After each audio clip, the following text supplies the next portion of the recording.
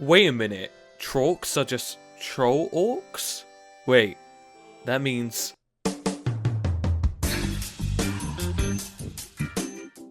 Hey guys, and welcome back to another Hytale video. My name's Jamble, and today we're going to be talking about the races I want in Hytale.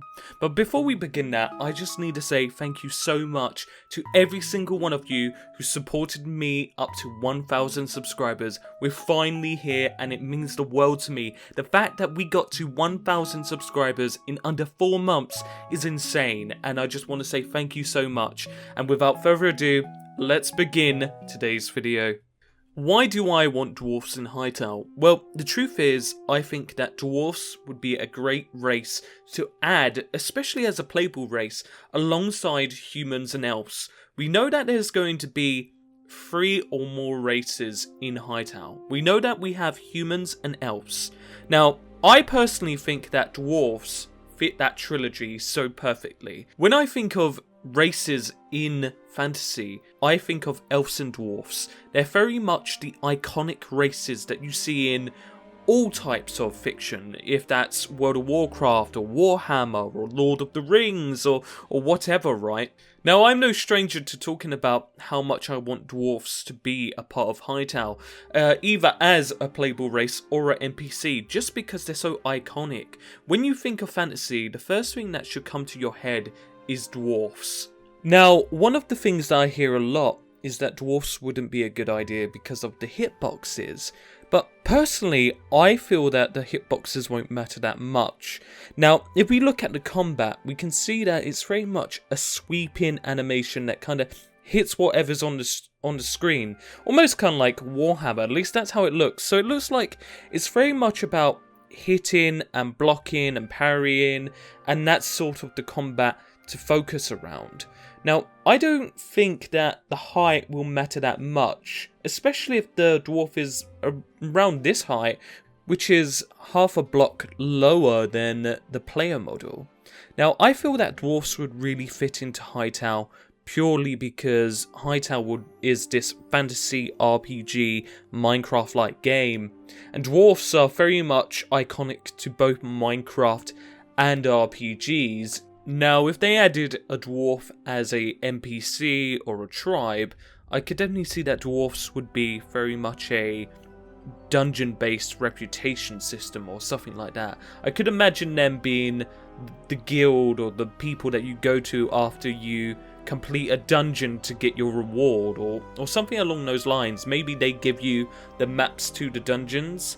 This is something that I could definitely imagine in Hytale if they do add dwarfs, is that dwarfs are very much a stoic, sort of hard race, like stereotypical dwarfs, and they control a currency around dungeons, so when you complete a dungeon you can get rewards from them or something like that. I think that would be a cool system if they do add them as an NPC. But really, personally, I feel that dwarfs should be this extinct race, kind of like the Dwemer from Skyrim, and their whole thing should be that there's a few dwarfs left, but not many, and the player can be one. And again, you know, with online and with obviously other races that they add in being playable, such as, you know, you can turn yourself into a Quebec or whatever, I don't see adding dwarfs as too much of a game changer as many people might think, especially with the whole combat style of the sweeping. Now, with the range combat, it could be a little bit more trickier, but if you make them a bit wider, I think it would be balanced enough, really. But also, dwarfs have so much Minecraft history on them on top, which could really kind of resonate to those old Minecraft fans who have come back for Hytale. For example, around the Shadow of Israel timeline, when the Yogscast was doing that, dwarfs were all the craze. I remember you were going to every server and there'd be people with their own dwarf skins, pretending to be dwarfs, making their own dwarven caverns and mines, and really role-playing as dwarves. And because dwarves are such a popular race in all fantasy, I think adding them as this stoic, hard race where they're really cool, I feel that many people would find them really fun to play and really want to identify as a dwarf. But you know, that's my opinion on Dwarfs, and really, I do think that if they do add a race as a playable race, a dwarf would be amazing, especially as they're not trying to go too far away from human, as it seems. Going back on the hitbox, something else they could do is give dwarfs really tall hair. And if they had really tall hair, or when they put on helmets, the helmets are really big compared to other races, that could be a good way to balance out the hitbox, as in they're always the same height as players, just because their hair is maybe half a slab tall. So that's another way they could do dwarfs. But for sure, the one race that I would love to see in Hytale is Dwarfs, and really that's the one race or tribe that I'm really hoping for, especially at release. Maybe they might add it after, but at release, if they add Dwarfs as a playable thing, I'd probably jump up with joy out of, yes, they added that race.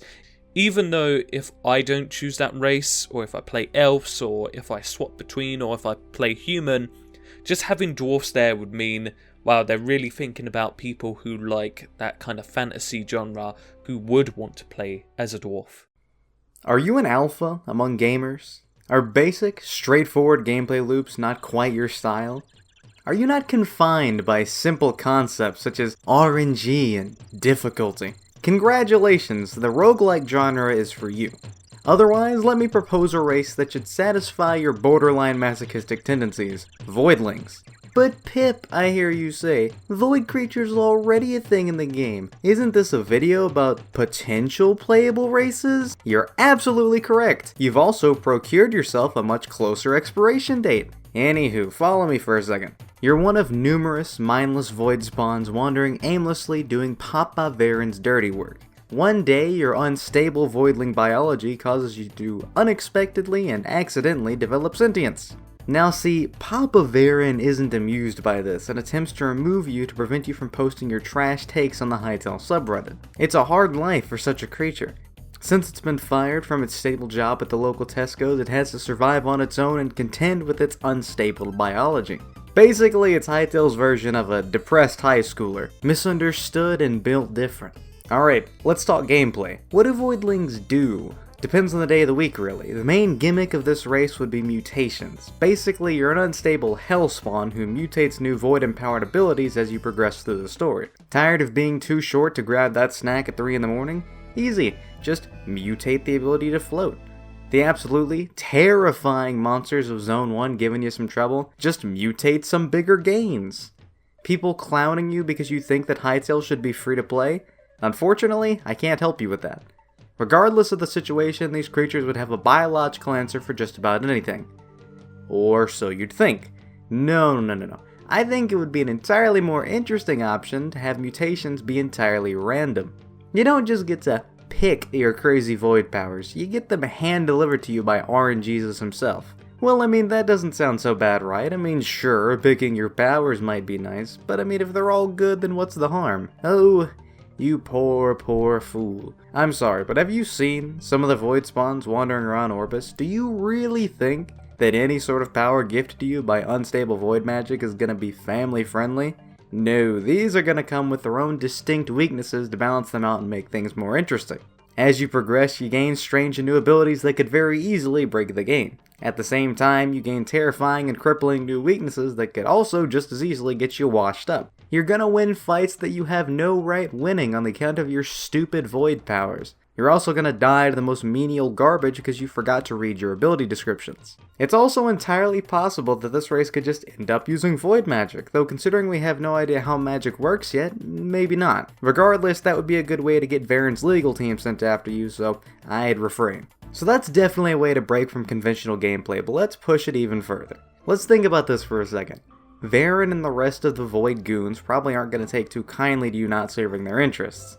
The regular monsters don't really like anyone, so they're probably still going to try to rip you to shreds. And the major factions are at this point probably just used to void creatures being nothing but menaces. So what I'm getting at here is much like real life, nobody likes you.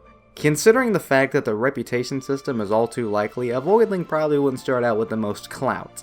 A quest that normally pays pretty well would only afford you the basic necessity, that is if you manage to get the quest at all. Factions that normally would be happy to receive your help and help you in kind now only turn to you as a last resort. The path you'd have to take to progress the story would be much more difficult than normal. But what would someone playing this race look like? That's a wonderful question because frankly I have no idea. I'm sure a good rule of thumb is green, purple, and gray, but who's to say that a literal mutant amongst monsters could have such consistency? I will. For clarity's sake, I'm gonna say that. Anywho, they'd probably start off pretty tame, but maybe even resemble other anthropomorphic creatures you might be familiar with. I can imagine though that as you play them and gain new mutations, you probably wouldn't look so simple. It's okay though, because who doesn't love that signature look of malformed Lovecraft drip? I think every new mutation would give you some kind of new feature. Eventually not even your own Void Mother would be able to recognize you. So what kind of visuals would they add then?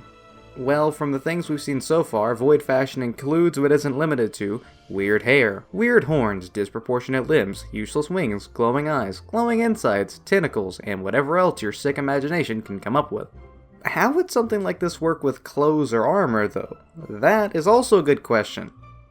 Another interesting thing to consider is how these races, or any races for that matter, might function in multiplayer. I think the more scripted multiplayer like minigames would probably turn off race bonuses by default for balancing reasons, but it'd be a little weird having this kind of thing in a regular server, right? Then again, considering the weaknesses tailor on to every new mutation, it might just end up being balanced enough to work anyway. Why am I discussing the hypothetical balance of a conceptual race? Because if I don't, then who's going to? Alright, that sounds cool and all, but what's the point? Pure, unbridled chaos. I'm gonna be straight with you here. I don't think the game is gonna end up needing extra replay value. From what we've been shown, you could probably be satisfied with the vanilla game for quite some time. Which is exactly why you add a race like this anyway, because conventional game development is for losers. Not only would a run through the story with this race be way more difficult than normal, it'd also be extremely unpredictable.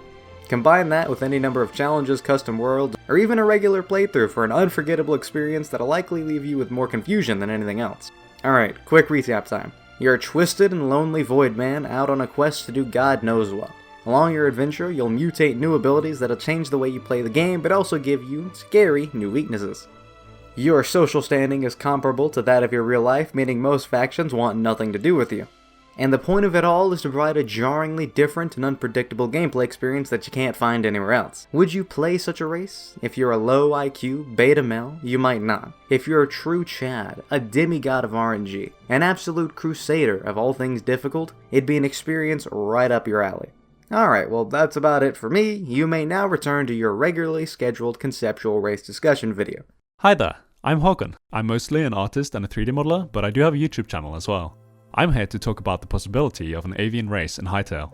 So I think that the likelihood of there being some kind of avian race in Hytale is very high. And the reason I think that is because of Numdressel, which is one of the Altiverses. From the bright colors and swirly patterns, it's safe to assume that this world has some connection to the air element. There are also some really tall structures on this world, either extending all the way above the clouds or floating above the ground.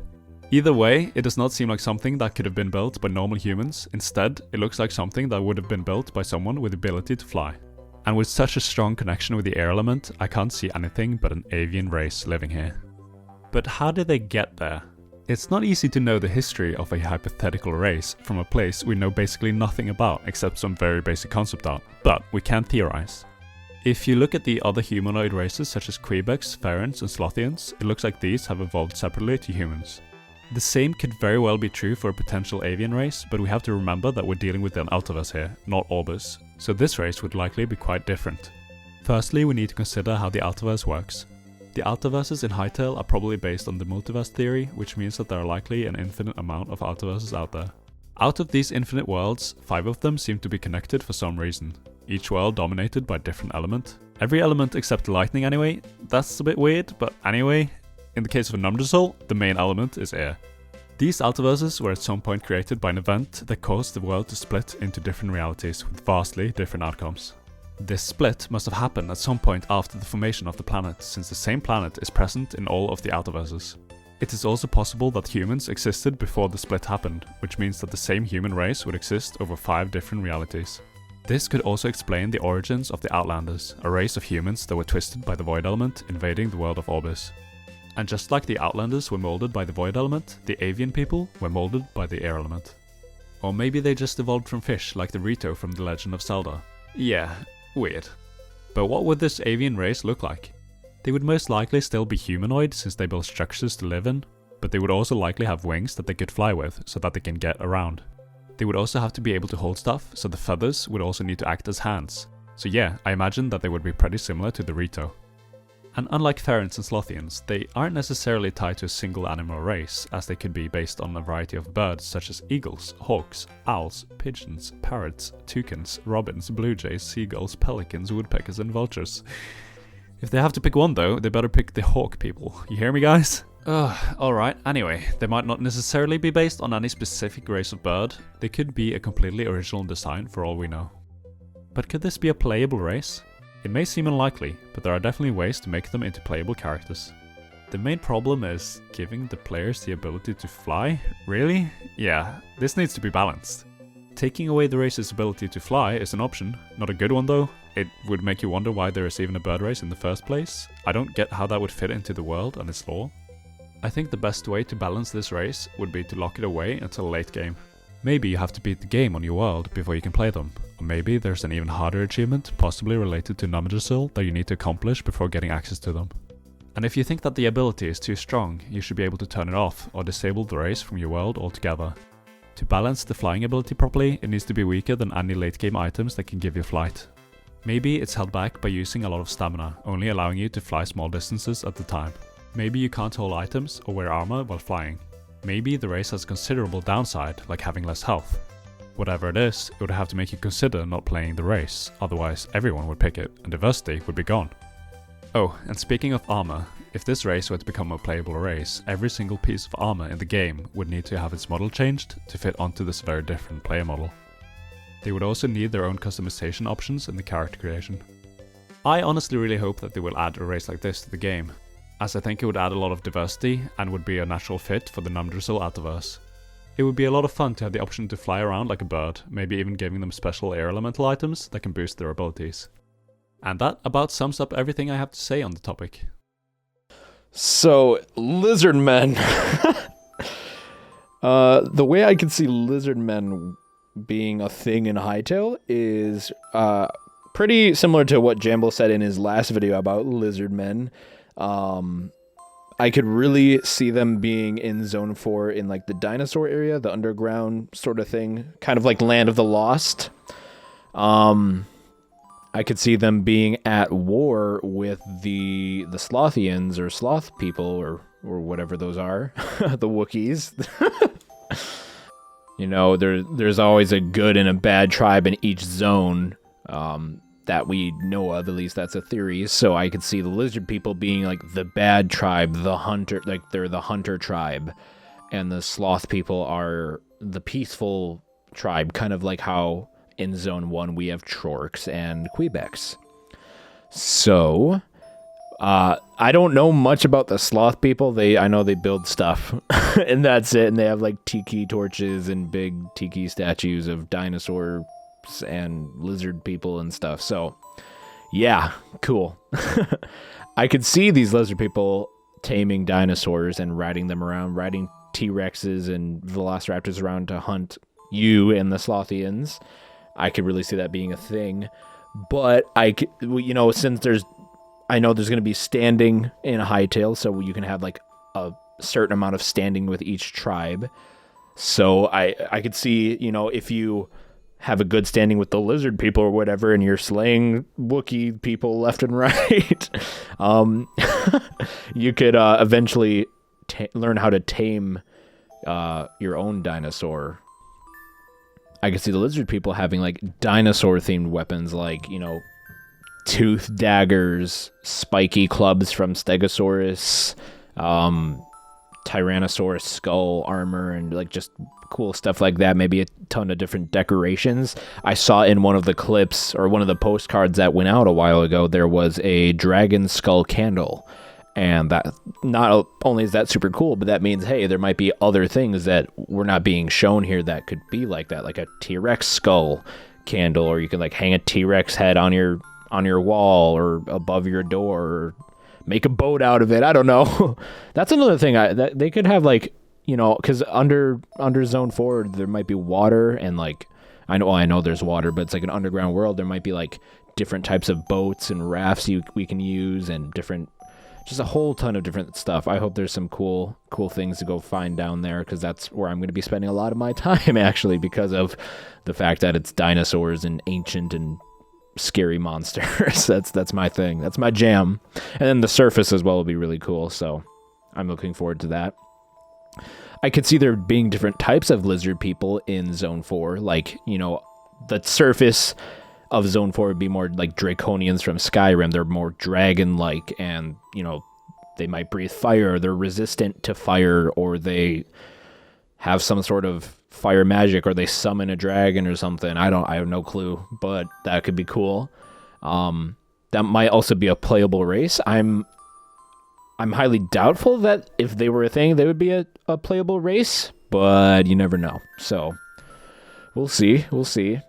But yeah, I could definitely see there being like a draconian lizardmen versus underground. There would be a dinosaur type lizardmen tribe cult thing. Yeah, I could also see there being, when you have a certain amount of standing with these tribes and you either are against them or on their side, there are different consequences. So maybe if you are mean to them, they'll summon, a mega T-Rex to come fight you, and there's a boss battle, and you'll get some cool trophy or power from it. But then if you're good to them, you'll get the ability to tame dinosaurs, or a certain magic or armor or weapon that you won't be able to have otherwise. Maybe the other dinosaurs underground won't attack you because you have good standing with the lizard people, and they gave you like a certain charm or piece of armor that either makes dinosaurs less aggressive or passive or afraid of you. Even maybe they'll run away. I don't know. That could be really cool. I could see the sloth, like if let's say you're on the, okay, cut that out. So let's say you're on the Slothian side, though. I could see the Lizardmen raiding your base, and you're getting not only dinosaurs but lizard people breaking into your house and stealing your things. Either way, whatever they do with Zone 4, I'm super excited to explore it. I'm super excited for a Hytale.